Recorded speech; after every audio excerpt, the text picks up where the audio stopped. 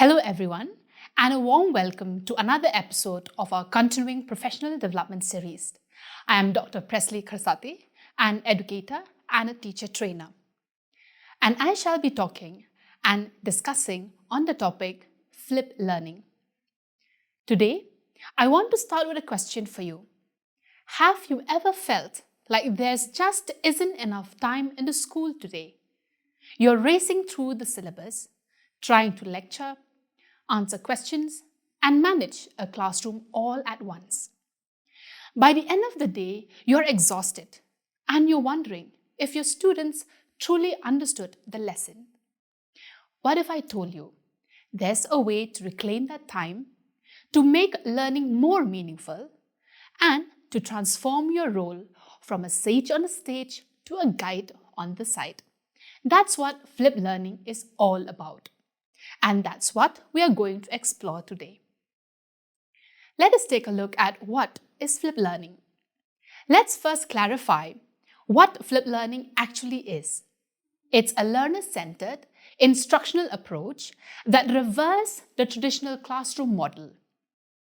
In a traditional classroom, we deliver the lecture in the classroom, and the students are asked to do their homework at home.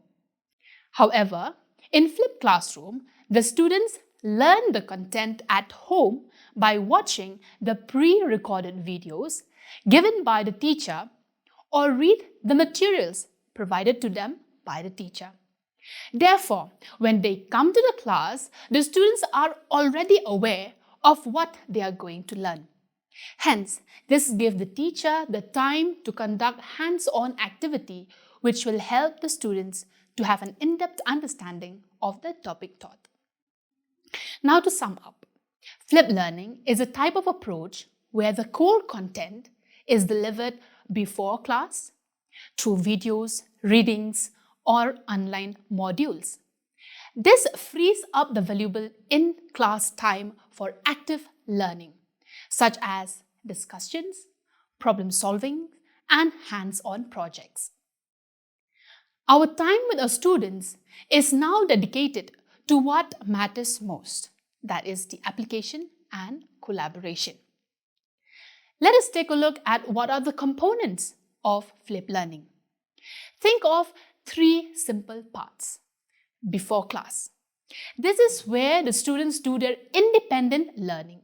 They watch the videos, read an article, or complete a short task to get the basic information. Now the second, that is the during class. This is the collaborative part. You, the teacher, are now a facilitator. Students engage in group work, discussions, and problem solving. And you are there to provide support and clarification to the students if needed. Then comes the after class.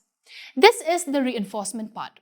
Students can do extended assignments or reflections to solidify their learning.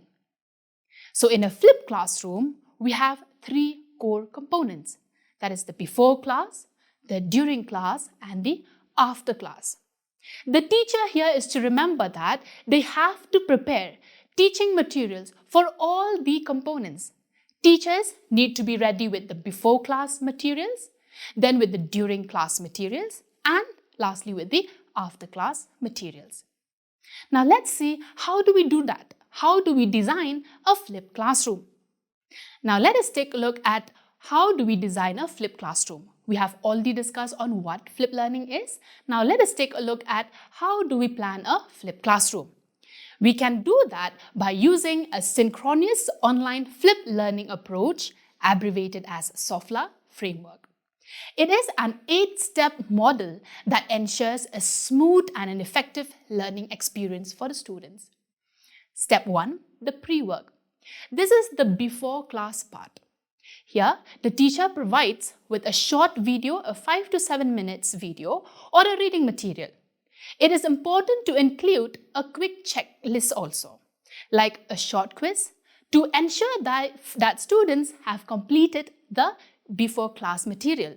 For example, for a math lesson on fractions, the pre-work video would include explanation on what is a fraction and simple examples on fractions. For a science lesson on force, the video would include content on the meaning of a force, its types, and its effect. It is very important to make sure that students complete the pre-work, because for successful implementation of flipped learning, all the components has to be met. So to check and to make sure that students complete the pre-work, teacher can give online quizzes or give them a pre-work assignments.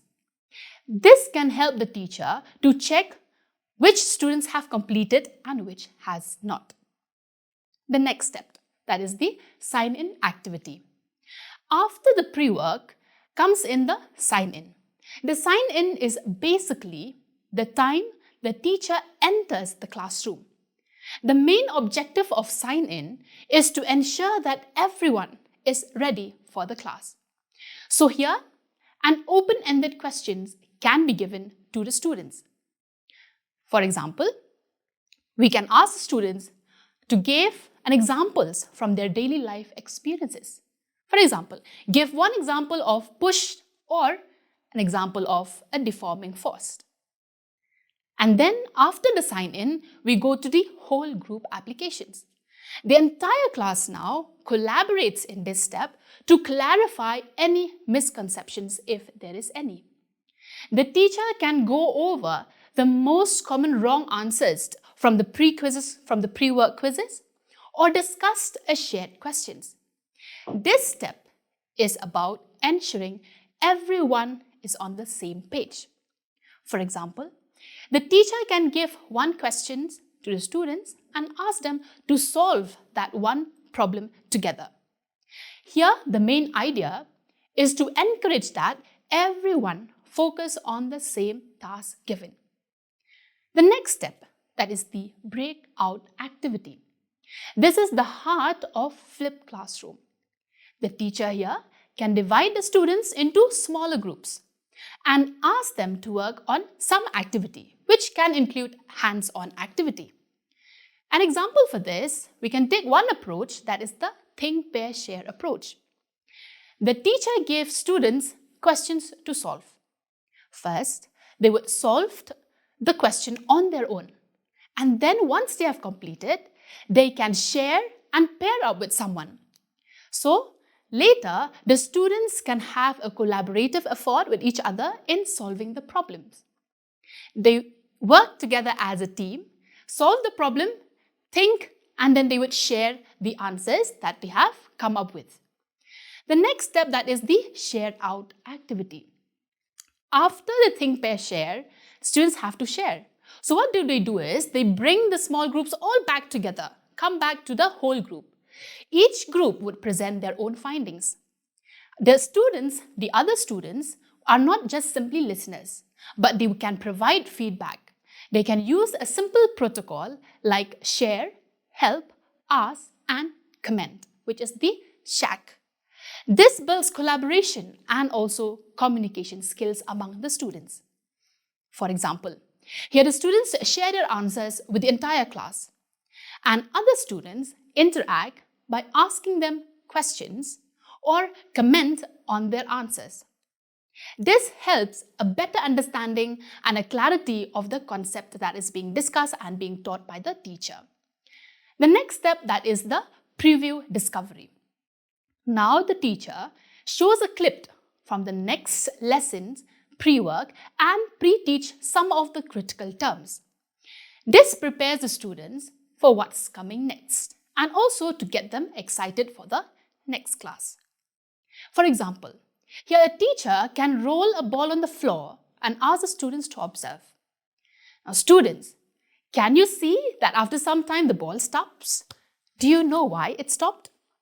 The students may answer no, miss.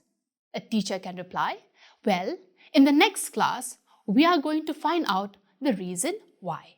So hence, this gets the students excited to come for the next class. The next step, which is the seventh step, that is the assignment instructions. This is very important that the teacher gives clear instruction and explain to them about the pre-work assignments. For example, you would provide them with links to the next video or reading materials and explain the time frame that students have to complete. Then the last step, which is also one of the important steps, that is the reflection. The teacher ends with a reflective prompt by asking the students to write at least one thing that resonates with them from the lesson. This helps them to consolidate their learning. So therefore, we have learned the 8 steps of SOFLA, which include the pre-work, the sign-in, the whole group activity, the break-up activity, the share-out activity, preview discovery, assignment instructions, and lastly, the reflections. So if you want to plan a flipped learning classroom, you can use these 8 steps to design your flipped classroom. Now we have seen of what flipped learning is, how to design a flipped classroom using a SOFLA approach. The next thing is, what are the different tools that teachers can use to design a flipped classroom?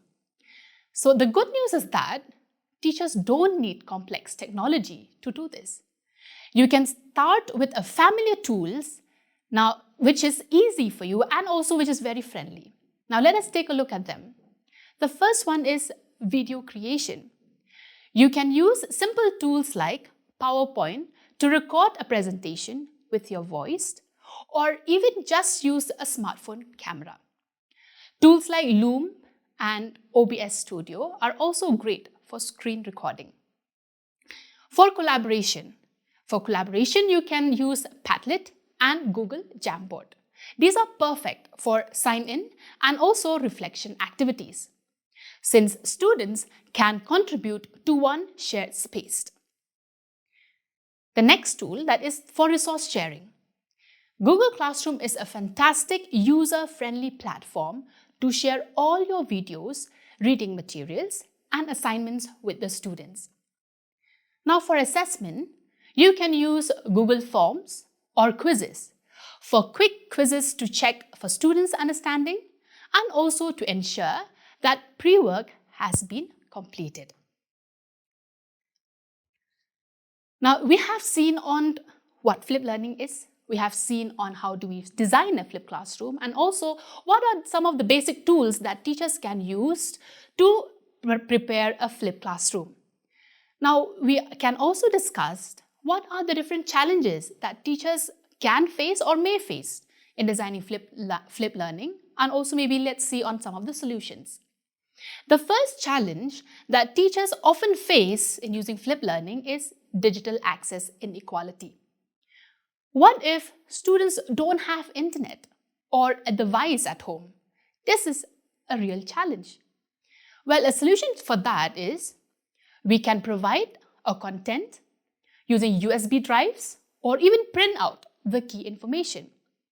Schools can also designate time for students to use computer labs for pre-work. So students can sit after school to watch the pre-work in their computer lab instead of going home and do that. The goal here is to be flexible and creative to bridge the digital divide. Now that is the first challenge. Now let's go to the second challenge. Increase preparation time. Yes, teachers often worry about the time we take to create videos. Again, this is another big challenge for the teachers. Well, you don't have to create everything from scratch. Starting by flipped learning just 1 or 2 lessons, you can also use open educational resources, which are available numerously on an open platform. We can also collaborate with other colleagues to share content. The next challenge is students' motivation. Here what happens if students are not motivated to do the pre-work. So what we can do is, we keep the pre-work short, engaging, and make it very clear. Since the success of flipped learning largely depends on the pre-work, a quick quiz, fun, can also be conducted at the start of the class, which helps them to motivate and excited for the next class. So far, we have taken a look at what flipped learning is, how do we design a flipped classroom using SOFLA approach, and what are the different tools that we can use in designing that flipped classroom. Now let us take a look at its effectiveness, not based from my eye, but based from the eye of research. So research-based effectiveness. This goes beyond the practical benefits. Why is flipped learning effective and why is it considered as one of the powerful approach? The research is clear.